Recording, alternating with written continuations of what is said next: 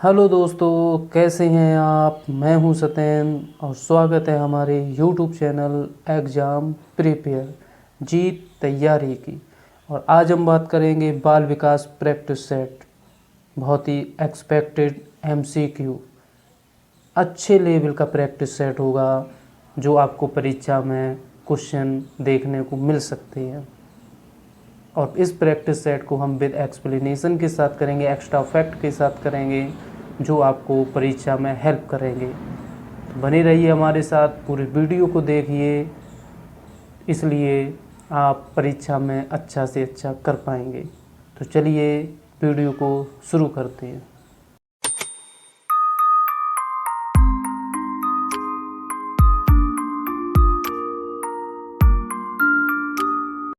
तो दोस्तों, आज का हमारा पहला क्वेश्चन है, विकासात्मक मनोविज्ञान में जीवन का अध्ययन किया जाता है गर्भकाल में, दूसरा ऑप्शन जन्म से, तीसरा ऑप्शन जीवन पर्यंत, चौथा ऑप्शन किशोरावस्था में। बताएंगे सभी भाई बहन इसका सही आंसर क्या हो जाएगा। विकासात्मक मनोविज्ञान में जीवन का जो अध्ययन है वो किया जाता है, मतलब स्टार्ट कब से किया जाता है, गर्भकाल से, जन्म से, जीवन पर्यंत, किशोरावस्था। तो इसका सही आंसर की बात करें तो इसका सही आंसर हमारा हो जाएगा बी, जन्म से। विकासात्मक मनोविज्ञान जो होता है उसमें जीवन का अध्ययन किया जाता है ना, वो जन्म से किया जाता है। कब से किया जाता है? जन्म से। अगर हम विकासात्मक मनोविज्ञान के लक्ष्य की बात करें, मुख्य रूप से कितने लक्ष्य हैं विकासात्मक मनोविज्ञान के? मुख्य रूप से अगर हम देखें तो 3 लक्ष्य होते हैं। कितने लक्ष्य होते हैं? 3 लक्ष्य होते हैं। कौन कौन से? पहला लक्ष्य हमारा हो जाएगा विकासात्मक की वर्णन करना, विकासात्मक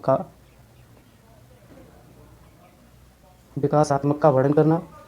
दूसरा हमारा हो जाएगा समझना, और तीसरा हो जाएगा अनुक्रम करना। और अगर हम बात करें कि विकासात्मक मनोविज्ञान में जीवन का चरणबद्ध तरीके से जो आगे बढ़ता है वो चरण क्या है, किन किन चरणों में आगे बढ़ता है, तो उसमें पहला ऑप्शन हमारा हो जाएगा शैशवावस्था, दूसरा ऑप्शन हो जाएगा हमारा बाल्यावस्था, तीसरा हो जाएगा किशोरावस्था, और चौथा हो जाएगा प्रौढ़ावस्था। तो ये 4 अवस्थाओं में हमारा जीवन आगे बढ़ता है। और इसका सही आंसर कौन हो जाएगा? हमारा बी। तो ये था एक्स्ट्रा फैक्ट। अब चलते हैं नेक्स्ट क्वेश्चन पे। नेक्स्ट क्वेश्चन है हमारा दूसरा, मस्तिष्काधोमुखी में निकट से दूर का क्रम किस क्रिया का अंग है? पहला चेतना, दूसरा विकास, तीसरा विवृद्धि, और चौथा संशोधन। बताएंगे सभी भाई बहन इसका सही आंसर क्या हो जाएगा। तो इसका सही आंसर हो जाएगा हमारा डी। सही आंसर हो जाएगा हमारा इसमें डी। मस्तिष्काधोमुखी एवं निकट से दूर का क्रम किस क्रिया का अंग है? संशोधन। देखिए, इस क्रिया में संशोधन के द्वारा ही क्या किया जाता है? समस्या का समाधान किया जाता है, समाधान किया जाता है। ठीक है, चलते हैं नेक्स्ट क्वेश्चन पे। इसका हो जाएगा हमारा डी सही। नेक्स्ट क्वेश्चन है हमारा कि लड़का के पैदा होने के लिए उत्तरदायी क्रोमोसोम मतलब गुणसूत्र, क्या हो जाएगा? गुणसूत्र। गुणसूत्र कौन सा होगा? XX, XP, XY, CX। और ये सरल क्वेश्चन है, सभी भाई बहन इसका आंसर जानते होंगे। और ये फेमस क्वेश्चन है अपने आप में, और सरल है लेकिन रिपीटेड है। ठीक है, तो बताएंगे इसका सही आंसर कौन हो जाएगा हमारा। तो इसका सही आंसर हो जाएगा हमारा सी। लड़के के लिए हमें क्या चाहिए? XY। देखिए, मनुष्य में कितने जोड़ी गुणसूत्र होते हैं? अगर हम टोटल गुणसूत्र की बात करें कितने होते हैं? 23 जोड़ी। 23 जोड़ी मनुष्य में गुणसूत्र होते हैं। कितने होते हैं? 23 जोड़ी। और अब उसमें मतलब 2 का पेयर होता है तो टोटल कितने हो गए? 46 गुणसूत्र। टोटल 46 गुणसूत्र हो गए। अब इसमें जो 22 जोड़ी होते हैं, 22 जोड़ी जो गुणसूत्र होते हैं, मतलब 44, ये पुरुष हो या स्त्री, मेल हो या फीमेल, सब में समान रहते हैं। लेकिन जो हमारा 23वां गुणसूत्र है ना, 23वां गुणसूत्र, ये अलग होता है। तो इसी के बारे में पूछा है कि लड़का होने के लिए 23वां गुणसूत्र क्या हो और लड़की होने के लिए 23वां गुणसूत्र क्या हो। तो लड़का होने के लिए 23वां गुणसूत्र हमारा क्या हो? XY। और लड़की होने के लिए हमारा 23वां गुणसूत्र क्या हो? XX। अब 23वां गुणसूत्र से मतलब क्या है? टोटल कितने होते हैं? 46। तो 45 और 46। लड़का के लिए 45 क्या हो? लड़का के लिए 45 आपका X और ये Y हो। और लड़की के लिए ये X हो और ये मेल और ये फीमेल। ठीक है, तो ये हमारा इसका सही आंसर क्या हो जाएगा? तीसरा। चलते हैं नेक्स्ट क्वेश्चन पे। तो पहला हमारा हो जाएगा शैशवावस्था, दूसरा हमारा हो जाएगा बाल्यावस्था, तीसरी कौन सी अवस्था है? तीसरी हमारी होती है किशोरावस्था, और चौथी कौन सी होती है? चौथी होती है हमारी प्रौढ़ावस्था। कौन सी होती है? प्रौढ़ावस्था। तो हमारी 4 होती हैं, पहली शैशवावस्था, दूसरी बाल्यावस्था, तीसरी किशोरावस्था और चौथी प्रौढ़ावस्था। तो वही पूछा है कि शैशवावस्था अब इसमें कौन सी आती है? हमारी पहली में आ जाएगी। ठीक है, बढ़िया क्वेश्चन था। चलेंगे नेक्स्ट क्वेश्चन पे। नेक्स्ट क्वेश्चन हमारा हो जाएगा यहाँ पे, नेक्स्ट क्वेश्चन हो जाएगा बालक के व्यक्तित्व की नींव किस अवस्था में पड़ती है। बहुत अच्छा क्वेश्चन है, इंपॉर्टेंट क्वेश्चन है। बालक के व्यक्तित्व की नींव किस अवस्था में पड़ती है। पहला शैशवावस्था, दूसरा गर्भकालीन अवस्था, तीसरा बचपनावस्था, चौथा इनमें से कोई नहीं। बताएंगे सभी भाई, बढ़िया क्वेश्चन है। कौन सा हमारा सही हो जाएगा इसमें, तो इसके सही आंसर की बात करें, सही आंसर हो जाएगा हमारा सी। बालक के व्यक्तित्व का विकास, बालक के व्यक्तित्व का जो विकास है उसके सामाजिकता के कारण होता है। अब बालक का समाज जिस तरह का होता है, बालक का व्यक्तित्व भी उसी के अनुरूप होता है। अब बाल्यावस्था में ही बालक का संपूर्ण सामाजिक विकास होता है, समझ रहे। इसलिए बालक के व्यक्तित्व की जो नींव है ना, वो बचपनावस्था, और इसको ही क्या कहते हैं, इसको ही हम कह सकते हैं बाल्यावस्था, इसको ही हम बाल्यावस्था कह सकते हैं। तो कभी कभी क्या कहता है, बाल्यावस्था की जगह वो बचपनावस्था दे देगा, तो कन्फ्यूज मत होना, एक ही बात है, चाहे बचपनावस्था कह दे और चाहे बाल्यावस्था कह दे। तो बालक की जो व्यक्तित्व की नींव है कब पड़ती है, बचपन में ही पड़ जाती है। बचपन में जैसे उसे सोसाइटी मिलती है उसी अनुरूप उसका क्या हो जाता है, व्यक्तित्व हो जाता है। चलते हैं नेक्स्ट क्वेश्चन पे। नेक्स्ट क्वेश्चन हमारा हो जाएगा, नेक्स्ट क्वेश्चन हमारा हो जाएगा पियाजे के अनुसार संज्ञानात्मक विकास की अवस्थाओं को बांटा गया है। बहुत बढ़िया क्वेश्चन है, बहुत बढ़िया क्वेश्चन है हमारा। ये कह रहा है कि पियाजे के अनुसार, पियाजे के अनुसार हमारी जो पियाजे के अनुसार जो हमारी संज्ञानात्मक अवस्थाएं कितने भागों में बांटा गया है। पहला 4 अवस्था में, दूसरा 3 भागों में, चौथा 2 भागों में और अगला 5 भागों में। बताएंगे सभी लोग कौन सा सही आंसर हो जाएगा। पियाजे के अनुसार संज्ञानात्मक विकास की अवस्थाओं को बांटा गया है 4 भागों में, 3 भागों में, 2 भागों में, 5 भागों में। तो इसका सही आंसर हो जाएगा हमारा ए, 4 भागों में। अब कोई भाई बहन बता सकेगा कि इसमें कौन सी 4 अवस्थाएं हैं, मतलब कौन कौन सी 4 अवस्थाएं हैं। 4 अवस्थाएं तो हैं। संज्ञानात्मक का क्या मतलब होता है, संज्ञानात्मक विकास की बात हो रही है, संज्ञानात्मक होता क्या। तो संज्ञानात्मक का सीधा मतलब है बुद्धि से। पियाजे ने बुद्धि के अनुसार, मानसिकता के अनुसार बच्चे की 4 अवस्थाएं बांटी हैं। अब कौन कौन सी, तो पहली अवस्था हो जाएगी हमारी, पहली अवस्था हो जाएगी संवेदनशीलता बुद्धि विकास की अवस्था, जो कितने से कितने होती है, 0 से 2 वर्ष। दूसरी उन्होंने बताई है पूर्व संक्रियाय अवस्था, पूर्व संक्रियात्मक अवस्था, जो होती है 2 से 7 वर्ष। तीसरी उन्होंने बताई है मूर्त संक्रियात्मक अवस्था, जो 7 से 11 होती है। और चौथी उन्होंने बताई है औपचारिक संक्रियात्मक अवस्था, जो होती है 11 से 15। तो ये चीज़ें बताई हैं जीन पियाजे ने। कौन कौन सी, संवेदनशीलता बुद्धि विकास अवस्था, जो जन्म से 2 वर्ष होता है, कितना, जन्म से 2 वर्ष। दूसरी बताई उन्होंने पूर्व संक्रियात्मक अवस्था, जो 2 वर्ष से 7 वर्ष चलता है। तीसरा उन्होंने बताया मूल संक्रियात्मक अवस्था, जो 7 साल से 11 वर्ष तक चलता है। और चौथा है औपचारिक संक्रियात्मक अवस्था, जो 11 से 15 चलता है। ठीक है, 11 साल से 15 वर्ष का बच्चा होता है, उसके अंदर कौन सी बुद्धि हो जाती है, औपचारिक। ठीक है, बहुत अच्छा क्वेश्चन था, इसका आंसर हो जाएगा ए। चलेंगे नेक्स्ट क्वेश्चन पे। नेक्स्ट क्वेश्चन हमारा हो जाएगा अनुकरण की प्रक्रिया में, अनुकरण की प्रक्रिया में सर्वप्रथम शिशु अनुकरण करता है व्यंजन वर्णों का, स्वर वर्णों का, स्वर व्यंजन वर्णों का, शब्दों का। बहुत बढ़िया क्वेश्चन है, बताएंगे सभी भाई कौन सा सही आंसर हो जाएगा इसका। तो इसके सही आंसर की बात करें, सही आंसर हमारा हो जाएगा इसका बी। कौन सा हो जाएगा, बी।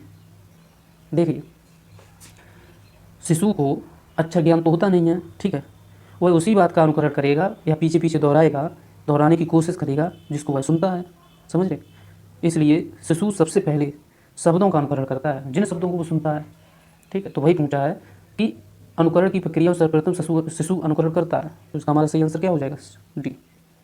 शब्दों का अनुकरण करता है, जो वो सुनता है वही रिपीट करता है, धीरे धीरे शब्द से उसके शब्द भंडारण हो जाता है, शब्द भंडारण के बाद उसके वाक्यों का निर्माण होने लगता है, फिर वाक्यों को जोड़ने लगता है, ऐसे धीरे धीरे भाषा का विकास बालक के अंदर हो जाता है। ठीक है, चलेंगे अगले क्वेश्चन पे।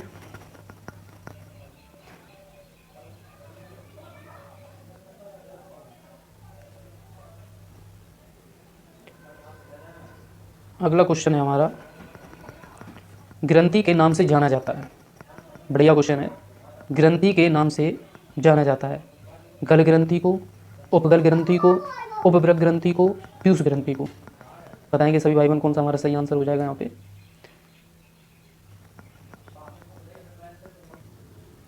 बताएंगे सभी कौन सा हो जाएगा सही आंसर। देखिए, इसमें मुझे क्वेश्चन कुछ गड़बड़ लग रहा है, ये ग्रंथि के आगे कुछ और भी होना चाहिए था। मुझे लगता है इसमें जो वो बात कर रहा है मास्टर ग्रंथि पूछ रहा है, मास्टर ग्रंथि के नाम से जाना जाता है, इसके जोड़ लेंगे मास्टर, मास्टर ग्रंथि के नाम से जाना जाता है। अब बताएंगे सब लोग कौन सी, तो इसका हमारा सही आंसर हो जाएगा डी, पीयूष ग्रंथि।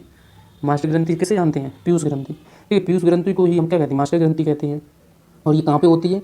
ये ग्रंथि हमारे भारोती शरीर के अंदर होती है। तो ये होती, इस ग्रंथि को अंतःस्रावी ग्रंथि होती है, क्योंकि ये अंदर होती है। और इसके आकार की बात करें तो आकार कितना होता है? एक मटर के दाने के समान होती है। ठीक है, और ये जो दिमाग में, ये कहाँ पे होती है? मस्तिष्क में। ये मस्तिष्क में हाइपोथैलेमस के नीचे वाले हिस्से पर होता है, उभरा हुआ। ठीक है, कहाँ पे होती है? हाइपोथैलेमस के निचले हिस्से में होती है। तो कौन सा हमारा इसका सही आंसर? और ये करती क्या है? तो इस ग्रंथि से व्यक्ति की संपूर्ण शारीरिक एवं व्यवहारिक क्रिया नियंत्रित होती है। शारीरिक और व्यवहारिक क्रिया को अगर नियंत्रित करता है तो कौन करती है? हमारी पीयूष ग्रंथि करती है, इसलिए इंपॉर्टेंट है। ठीक है, चलेंगे नेक्स्ट क्वेश्चन पे। नेक्स्ट क्वेश्चन पर चलेंगे और नेक्स्ट क्वेश्चन हमारा हो जाएगा कि बालक की प्रथम पाठशाला है। सभी भाई बहन इसका आंसर जानते हो, बहुत ही सिंपल क्वेश्चन है। ऐसे ही क्वेश्चन आते हैं, देखने में सरल लगते हैं, लेकिन कुछ ना कुछ इनके अंदर होता ही है इंपॉर्टेंट।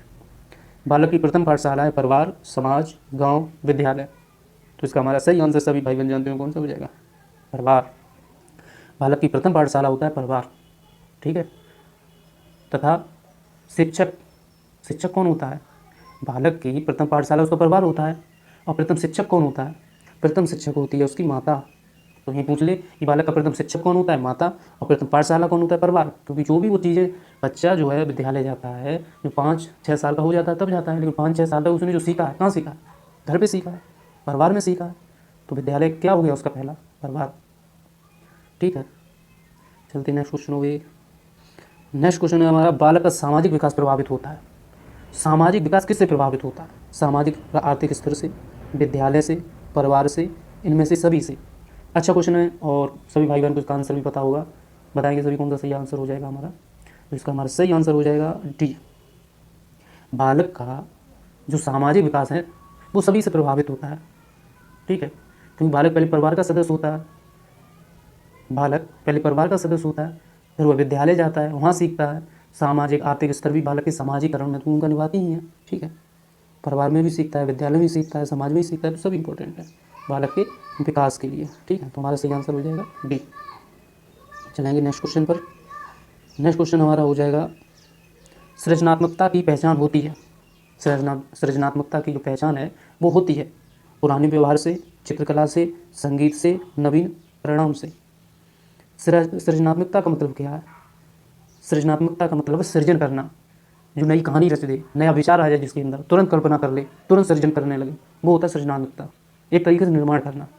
तो इसकी पहचान होती है पुराने व्यवहार से, चित्रकला से, संगीत से, नवीन परिणाम से। बताएंगे सभी भाई बहन। तो इसका सही आंसर हमारा हो जाएगा इसमें डी, नवीन परिणाम से। देखिए, सृजनात्मकता शब्द क्या है? सृजन शब्द से बना है, और जिसका अर्थ क्या है? नई वस्तु सिद्धांत की खोज करना। और नवीन जो परिणाम होंगे, नए परिणाम होंगे, उन्हीं से तो सृजन कर पाएंगे। ठीक है, चलेंगे नेक्स्ट आंसर तो हमारा इसमें हो जाएगा डी। चलेंगे नेक्स्ट क्वेश्चन पर। नेक्स्ट क्वेश्चन हमारा हो जाएगा कि हम करके सीखते हैं। बहुत बढ़िया क्वेश्चन है। हम करके सीखते हैं किसने कहा? Doctor Mens, Yocum, Simpson, Kolesnik. बढ़िया क्वेश्चन है। तो हमारे इसमें सही आंसर हो जाएगा कौन सा? सी। हम करके सीखते हैं किसने कहा है? सिम्पसन ने कहा है। देखिए, सिम्पसन ने अधिगम क्रिया पर बहुत ही शोध की है। ठीक है, और उन्होंने निष्कर्ष निकाला कि प्रत्येक व्यक्ति कार्य करके उसके अनुभव द्वारा ही सीखता है। इसलिए उन्होंने कहा कि हम करके सीखते हैं। ठीक है, उसका सही आंसर क्या हो जाएगा? डी, सी। चलेंगे नेक्स्ट क्वेश्चन पर। नेक्स्ट क्वेश्चन है हमारा, समस्या बालक है। समस्या बालक है, चोरी करने वाला, झूठ बोलने वाला, माता पिता का कहना ना मानने वाला, इनमें से सभी। बहुत ही अच्छा क्वेश्चन है, सभी भाई बहन बताएंगे इसका आंसर। तो इसका आंसर हो जाएगा हमारा डी, समस्या बालक है। देखिए, समस्या बालक कहें या फिर समस्यात्मक बालक कहें, समस्या बालक भी वो दे सकता है, और यहाँ पर समस्यात्मक भी ज़्यादा उचित हो जाएगा। लेकिन क्वेश्चन ऐसा ही, समस्या बालक। आप यहाँ पर अपना सेंस लगा सकते हैं कि समस्यात्मक बालक कौन होता है? जो चोरी करने वाला हो, झूठ बोलने वाला हो, माता पिता का कहना ना मानने वाला हो। ठीक है, एक समस्या बालक भी होते हैं जो अपने व्यवहार को सकारात्मक दिशा प्रदान नहीं कर पाते और गलत दिशा में चल देते हैं, और उनके अंदर, उनके व्यवहार में क्या हो जाती हैं? बुराइयाँ आ जाती हैं। कौन बुराइयाँ? जैसे ये लिखिए, चोरी करना, झूठ बोलना, माता पिता का कहना ना मानना, और गृह कार्य वो समय पे नहीं करेंगे, विद्यालय से भाग जाएंगे, झगड़ा करेंगे किसी से। तो ये समस्याएं होती हैं, तो ये समस्यात्मक बालक होते हैं। ठीक है, चलेंगे नेक्स्ट क्वेश्चन पर। नेक्स्ट क्वेश्चन है हमारा कि बालक का मानसिक स्वास्थ्य किस पे निर्भर करता है। बहुत अच्छा क्वेश्चन है।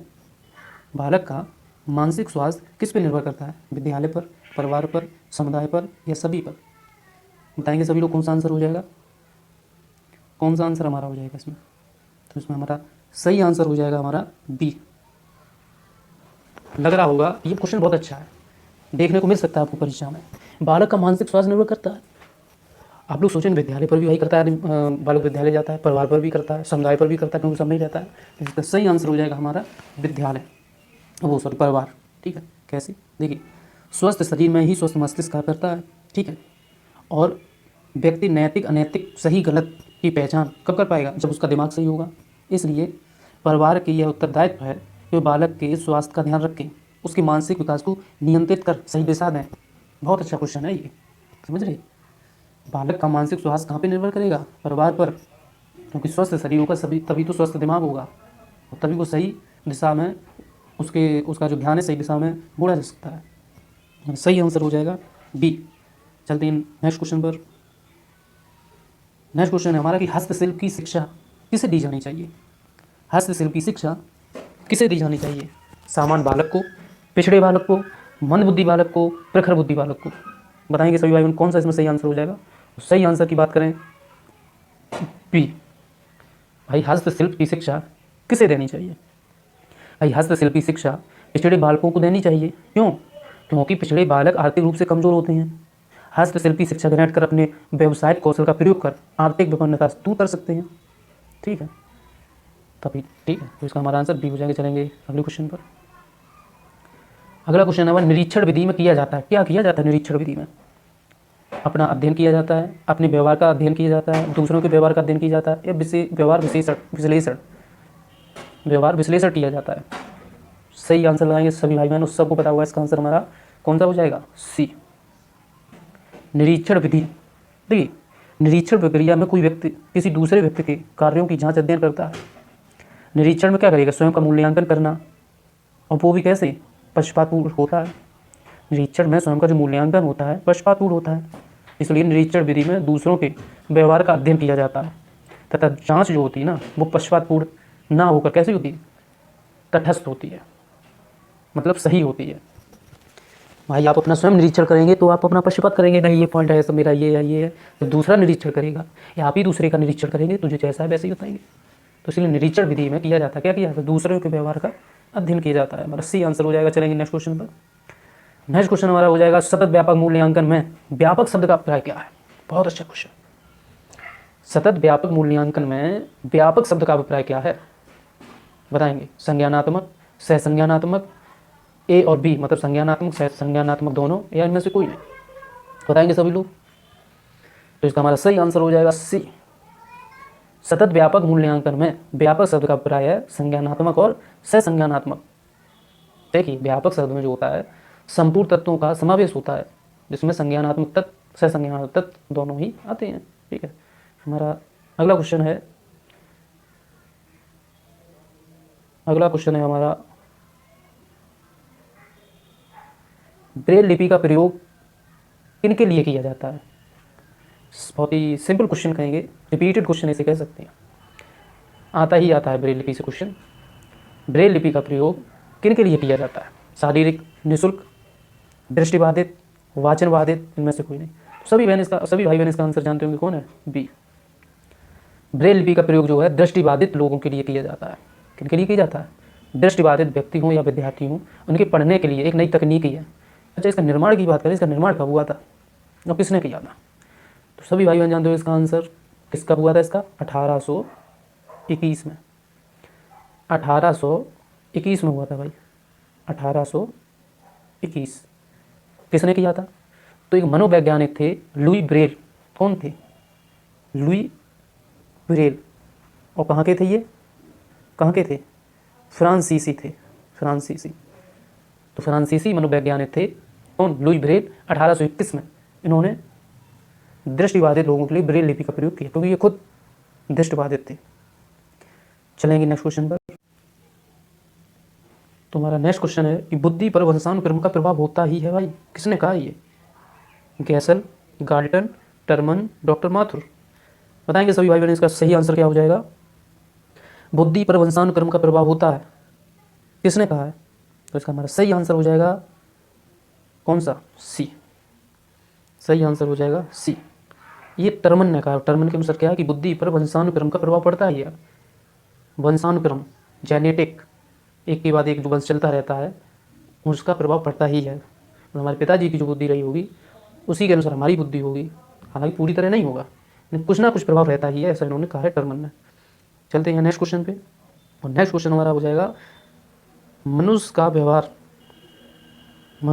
व्यवहार मुख्यतः किससे प्रेरित होता है। बढ़िया क्वेश्चन, बताएंगे सभी भाई बहन इसका सही आंसर। कौशल, अभिक्षमता, अभिवृत्ति, बुद्धि। मनुष्य का व्यवहार मुख्यतः किससे प्रेरित होता है, तो यहाँ पे सही आंसर की बात करें, सही आंसर हमारा हो जाएगा टी। भाई कोई भी मनुष्य हो उसका जो व्यवहार होता है वो बुद्धि से ही तो प्रेरित होता है। बच्चे में कम बुद्धि होती है, इतना डेवलपमेंट नहीं बुद्धि में होता है, तो उसका व्यवहार वैसे अलग होता है। हम वयस्क हो जाते हैं, हमारी बुद्धि डेवलप कर जाती है, परिश्योर हो जाती है बुद्धि, तो हम उसी हिसाब से व्यवहार करते हैं दूसरे से। तो इसका सही आंसर कौन हो जाएगा, डी। ठीक है, मनुष्य का व्यवहार मुख्यतः बुद्धि से प्रेरित ही होता है, बुद्धि के द्वारा ही तो अपने व्यवहार और दूसरों के साथ समायोजित करेगा ना। ठीक है, चलेंगे नेक्स्ट क्वेश्चन पर। नेक्स्ट क्वेश्चन हमारा हो जाएगा व्यक्ति से संवाद करने की प्रक्रिया क्या कहलाती है। संप्रेषण, ग्राह्यता, प्रदाता या संचारकर्ता। बताएंगे सभी भाई बहन इसका सही आंसर, सबको पता होगा इसका सही आंसर कौन सा होगा हमारा सही आंसर। तो व्यक्ति के संवाद करने के लिए क्या कहलाती है, संप्रेषण, कनेक्टिविटी। व्यक्ति के संवाद करने की प्रक्रिया को क्या कहते हैं, संप्रेषण।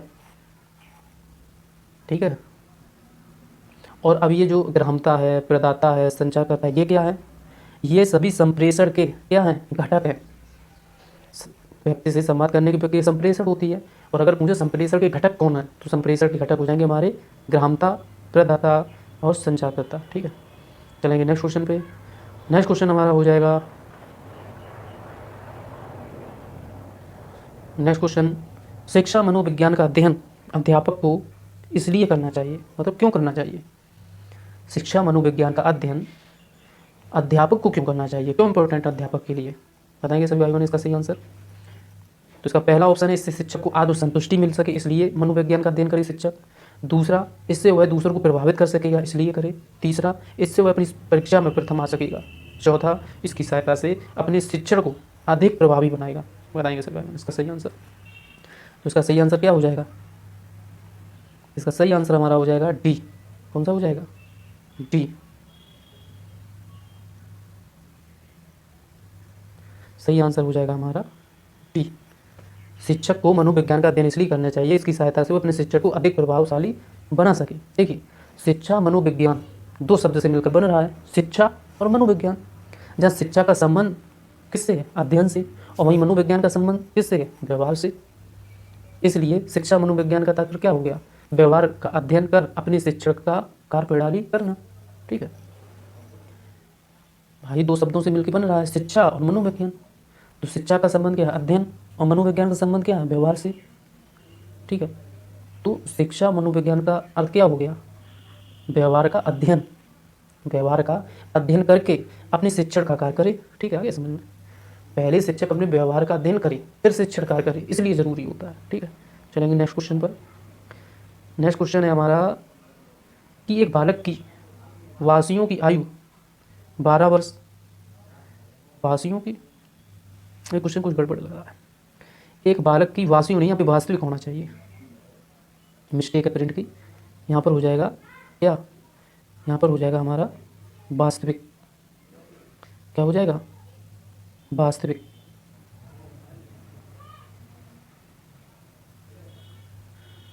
तो यहाँ पे हमारा वास्तविक हो जाएगा। ठीक है, वास्तविक को याद रखेंगे।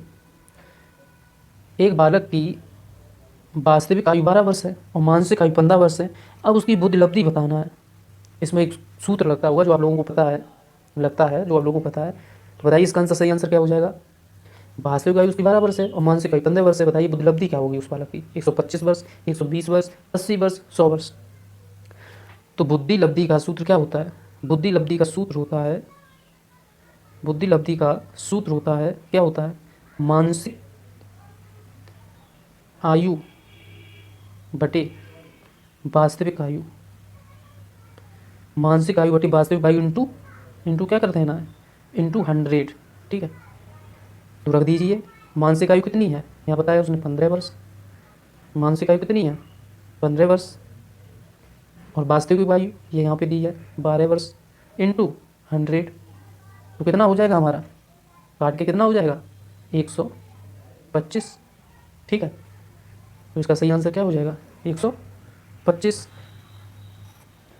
तो किसी की यहाँ से क्वेश्चन बन जाते हैं, निश्चित बनता है। ठीक है, तो इस फार्मूले को याद रखेंगे, मानसिक आयु बटे वास्तविक आयु इंटू 100। बस मानसिक आयु को कहाँ रखना है, ऊपर। कभी कभी हम क्या है फार्मूले में कन्फ्यूज हो जाते हैं कि मानसिक आयु ऊपर रखना है कि वास्तविक आयु ऊपर रखना है, तो कैसे याद रखेंगे। तो ऐसे याद रखेंगे कि मानसिकता जो होती है ना वो बड़ी होती है, मानसिकता बड़ी होती है, तो मानसिकता जब बड़ी है तो उसे हम ऊपर रखेंगे, वास्तविक ऑटोमेटिक जब नीचे आ जाएगी वो ऊपर है, एक चीज़ ऊपर तो नीचे आ जाएगी। ठीक है, सही आंसर हो जाएगा हमारा पाठ्यक्रम वो इसका डी वो ए। ठीक है, करेंगे नेक्स्ट क्वेश्चन पर। नेक्स्ट क्वेश्चन है हमारा, पाठ्यक्रम होना चाहिए, बहुत अच्छा क्वेश्चन। बालक का जो पाठ्यक्रम है कैसा होना चाहिए, छात्र केंद्रित हो, विद्यालय केंद्रित हो, शिक्षक केंद्रित हो, या इनमें से कोई नहीं। बताएंगे सभी लोग इसका सही आंसर कौन सा हो जाएगा। तो इसका सही आंसर हमारा हो जाएगा, सभी लोग जानते हैं इसका आंसर भाई बहन, छात्र केंद्रित। पाठ्यक्रम कैसा होना चाहिए, छात्र केंद्रित होना चाहिए। क्यों भाई, उस पाठ्यक्रम को पढ़ेगा कौन। देखिए रूसो थे प्राकृतिकवादी, उनके अनुसार अगर हम देखें, शिक्षा तो तभी सफल, वो कहते हैं कि शिक्षा तो तभी सफल हो सकती है जब वह छात्र केंद्रित हो। तो पाठ्यक्रम भी छात्र केंद्रित होनी चाहिए, शिक्षा भी छात्र केंद्रित बालक केंद्रित हो, और पाठ्यक्रम भी बालक केंद्रित हो, क्योंकि पढ़ेगा तो वही। ठीक है, तो इसका आंसर हमारा सही आंसर हो जाएगा। चलेंगे नेक्स्ट क्वेश्चन पर। नेक्स्ट क्वेश्चन हमारा हो जाएगा, प्राथमिक शिक्षा में मदद करता है।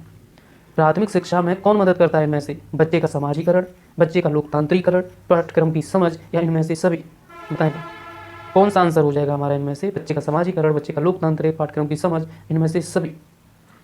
प्राथमिक शिक्षा में बच्चे की कौन इनमें से मदद करता है, बताएंगे सभी भाई। सही आंसर इसका हमारा इसमें सही आंसर हो जाएगा, सभी लोग जानते हैं बी, बच्चे का लोकतंत्रीकरण।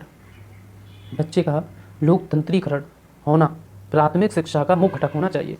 क्यों, क्योंकि बच्चे स्वतंत्र होकर अपने कार्य और व्यवहार को संचालित कर सकता है। अगर हम बच्चे पर बंदिश लगाते हैं तो बच्चा अपना परफॉर्मेंस नहीं दे पाएगा। बच्चे को फ्री रखना चाहिए, अब वो अपना परफॉर्मेंस दे सकता है। तो प्राथमिक शिक्षा में जो सबसे इंपॉर्टेंट चीज़ है वो लोकतंत्रीकरण, स्वतंत्रता। ठीक है, तो सही आंसर है बी। चलेंगे नेक्स्ट क्वेश्चन पर। नेक्स्ट क्वेश्चन है हमारे, छात्रों को प्रेरित करने की सही विधि। कैसे छात्रों को हम प्रेरित कर सकते हैं पढ़ने के लिए, दंड देकर, फटकार कर, प्रशंसा करके, या मारपीट कर। इसमें तो वही ट्रिक अपनी लगानी है, कौन सी, पॉजिटिव। बच्चे के खिलाफ नहीं आना है, बच्चे के सपोर्ट में रहते हैं, बच्चों के सपोर्ट में रहना है। तो भाई छात्र को प्रेरित करेंगे, अब दंड देंगे तो बच्चे के अपोजिट है, फटकारेंगे बच्चे के अपोजिट है, मारेंगे पीटेंगे बच्चों के अपोजिट है। तो एक ही तो ऑप्शन बचा, प्रशंसा करके। कैसे, प्रशंसा करके, प्रशंसा करो, पुरस्कार दो। तो इससे क्या होता है, मोटिवेट होता है छात्र, और जो काम आप उससे कराना चाहते हैं उसके लिए अग्रसर होगा, पढ़ाना चाहते हो पढ़ने के लिए अग्रसर होगा। ठीक है, चलेंगे नेक्स्ट क्वेश्चन पर। नेक्स्ट क्वेश्चन है हमारा कि शिशु के प्रति सहानुभूति एवं प्यार दुलार से किस संवेग की उत्पत्ति होती है। बहुत अच्छा क्वेश्चन है और सिंपल भी, देखने में देखते ही एक लगाना चाहिए आप लोगों को। शिशु के प्रति सहानुभूति एवं प्यार दुलार से किस संवेग की उत्पत्ति होती है, क्रोध, भय, अनुराग, आक्रामकता, आक्रामकता। बताइए, तो इसका हमारा सही आंसर कौन हो जाएगा, इसका हमारा सही आंसर हो जाएगा सी। शिशु के प्रति भाई सहानुभूति, प्यार दुलार, वात्सल्य तो कहलाता है, जिसमें बालक के साथ लगाव होता है। इसे ही दूसरे शब्दों में अनुराग कहते हैं। अनुराग का मतलब क्या है, वात्सल, लगाव। तो शिशु के प्रति सहानुभूति, प्यार दुलार में सब में कौन सा होता है, अनुराग, वात्सल। यहाँ पर अनुराग भी मिल सकता है देखने को, और वात्सल्य भी मिल सकता है। ठीक, वात्सल्य। ठीक है, चलते हैं नेक्स्ट पर। नेक्स्ट क्वेश्चन हमारा हो जाएगा कि सामान्य बुद्धि बालक, क्या लिखा, ये मिस्टेक लग रहा है कुछ यहाँ पर। सामान्य बुद्धि बालक किस अवस्था में बोलना सीख जाता है। ये क्वेश्चन होगा कि सामान्य बुद्धि वाला जो बालक होता है ना, किस अवस्था में बोलना सीख जाता है। ठीक है, यहाँ पर मिस्टेक है। सामान्य बुद्धि वाला जो बालक होता है किस अवस्था में बोलना सीख जाता है, 11 माह, 16 माह, 34 माह, 51 माह। बहुत अच्छा क्वेश्चन है। जो सामान्य बुद्धि वाला बालक होता है कितने महीनों में बोलने लगता है, तो इसका हमारा सही आंसर हो जाएगा सी। कौन सा हो जाएगा, सी, 34 माह में। 34 माह में एक नॉर्मल बालक बोलने लगता है। ठीक है, चलेंगे नेक्स्ट क्वेश्चन पर। और ये था हमारे वीडियो का आखिरी क्वेश्चन। ठीक है, अगर आपको वीडियो पसंद आया हो तो लाइक करें, चैनल पे पहली बार आए हो तो सब्सक्राइब करें। तो